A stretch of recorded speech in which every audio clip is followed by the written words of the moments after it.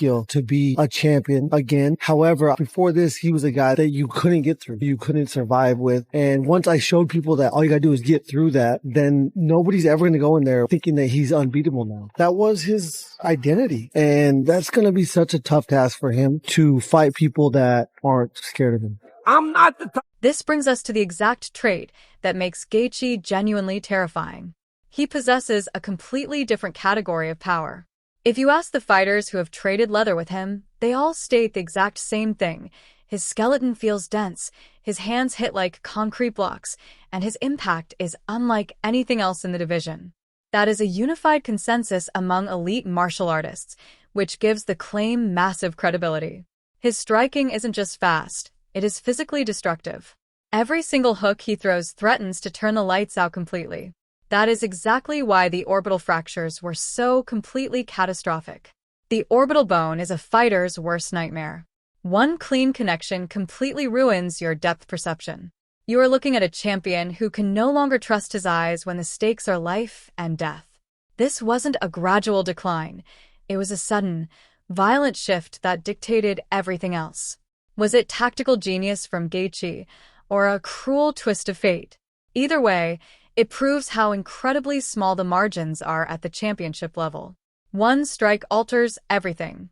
part in the result of a fight. Tonight, I feel like that happened. Justin Gaethje always is a dog. But I think when you start to couple everything together, the birthday of the United States of America, the White House South Lawn, fighting an undefeated champion, it all worked perfect. This wasn't just another fight night on the calendar. This was history in the making. Picture the setting. The legendary White House South Lawn, completely lit up under the night sky to celebrate the 250th anniversary of American independence. Right there on the president's front yard, a temporary mega arena was built for a historic clash. In one corner, you had an undefeated dominant world champion. In the other, a battle-tested 37-year-old underdog that the oddsmakers completely dismissed as a massive 6-1 long shot. For years, Ilia Topuria's aura of invincibility wasn't just marketing hype, it was a psychological weapon. His opponents would step into that cage, already half defeated, entirely convinced they were facing an unstoppable force of nature that simply couldn't be solved. But in one violent night, that weapon was completely dismantled. That is the ultimate turning point. The myth is gone, and the blueprint now officially exists. The secret to beating him has been laid bare for the entire division to dissect and study. From this moment on, every future challenger will step into the octagon with the ultimate confidence, knowing for a fact that the legend can bleed. The psychological advantage has completely flipped, permanently shifting the landscape of the lightweight division. Is this the definitive end of an era, or just a brutal, necessary lesson for a young champion to relearn what it truly means to be dangerous? It's a burning question that is going to echo through locker rooms and dominate pre-fight interviews for years to come. The visual, him walking past all the former presidents, American flag draped over his shoulders, it just gave you goosebumps. Tonight, everybody is celebrating Justin. Let me paint you the picture, because the walkout alone gave the entire crowd goosebumps. Justin Gaethje marched toward that octagon with the American flag draped tightly across his shoulders, carrying the intense energy of an entire nation on what felt like hallowed ground. Just think about the sheer weight of that moment, the deeply rooted symbolism, the heavy atmosphere, and every single eye in the country locked onto him. Can those kinds of intangible forces actually sway the outcome of a brutal cage fight? On this exact night, it felt like every single star in the universe had completely aligned for the highlight.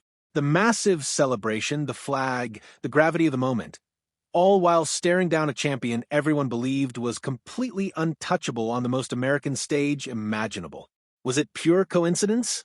Or did the universe itself conspire to forge a moment of unadulterated glory for the veteran challenger? We have all seen elite athletes feed off a crowd before and draw real physical strength from the arena's energy.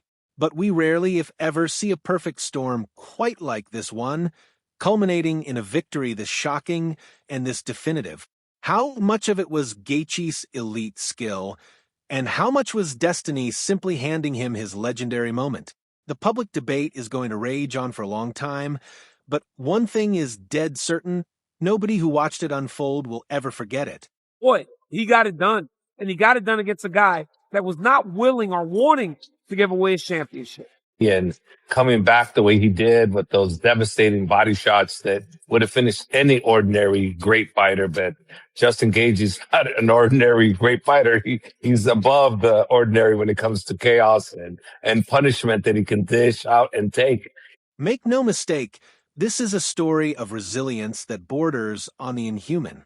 Gaethje got it done against a champion who absolutely refused to willingly surrender his crown. A man willing to drag him into the deepest, darkest waters. Early on, Topuria completely found his mark on the body. He severely hurt Gaethje, instantly chased the finish, and nearly had it right then and there. Those are the exact kinds of devastating liver shots that fold ordinary fighters in half and end their night on the canvas. But Justin Gaethje is not ordinary. He absorbed a level of punishment that most world-class athletes would never have walked away from. And he just kept relentlessly marching forward. That is no longer just skill. That is an almost superhuman capacity for suffering, a complete defiance of pain that borders on the insane.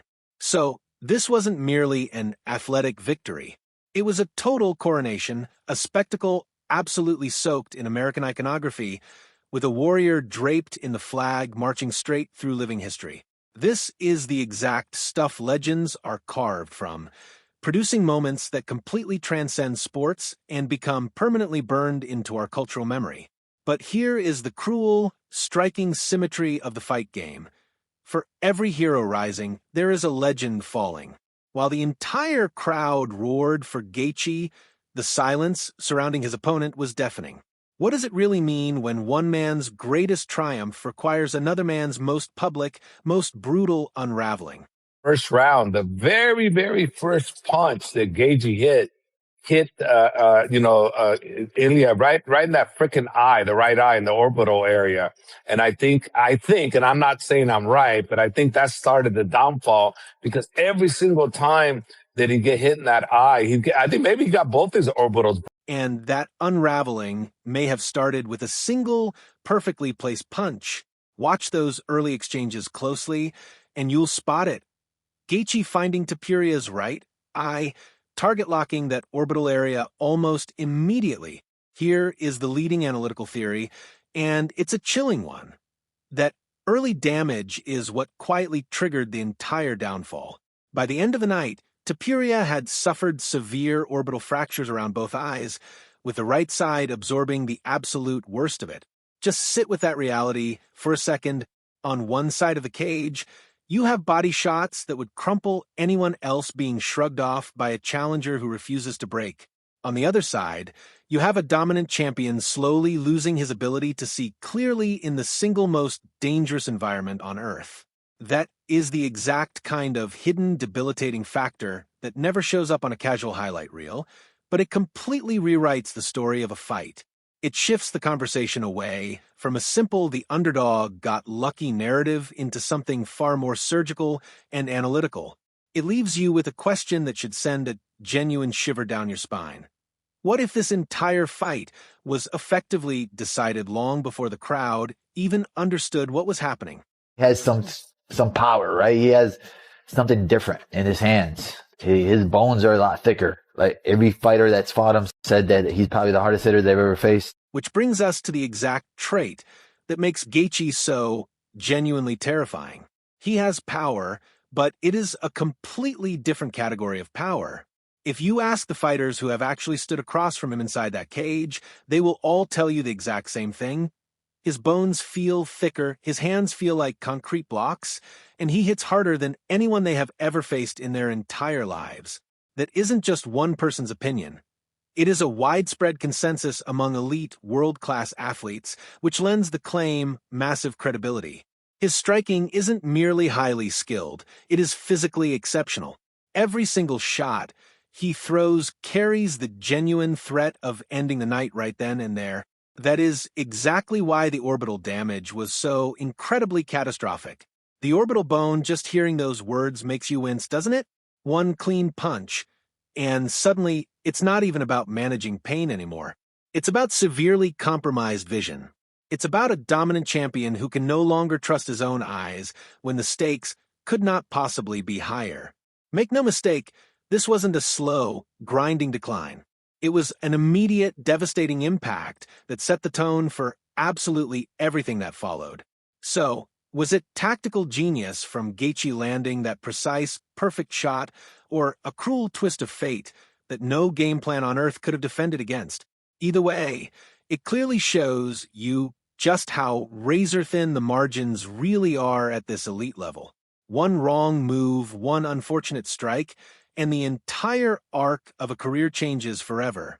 Boy, got that dog in him. And I know everybody wants to kick Topuria while he's down, but I think it's obviously the guy talks a lot, does very dumb stuff, very cocky. But I think it's one of those things where it's not kicking him while he's down, it's raising Justin, right? I think the performance that Justin put on, especially when everybody counted him out after the Paddy Pimblett fight, he just showed, man.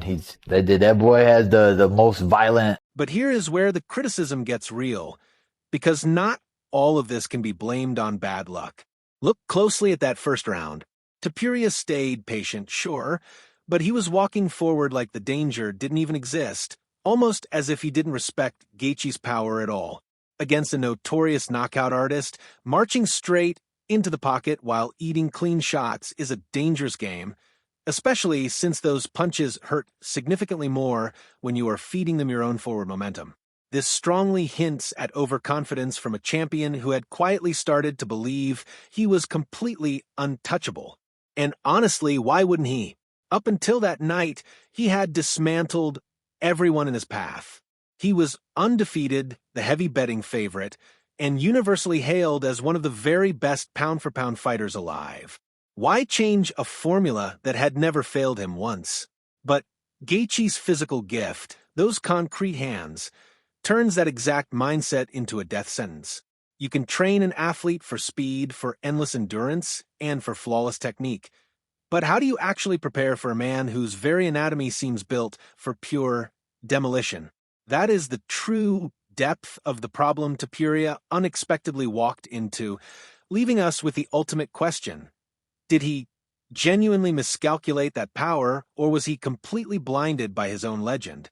Control the range on Justin. He was finding into his web. He tried. You know what I'm saying? Like there was nothing there. Everything was just straight on here. I think you need to watch it a little bit more again. No, I think you need to watch it again. The story of this. It's not Ilia fought bad. Justin knows what he's doing. Ilia didn't do anything different. That's exactly what I'm trying to tell you. There was no adjustment on his size, Kamaru. No, because he's finished everyone with it.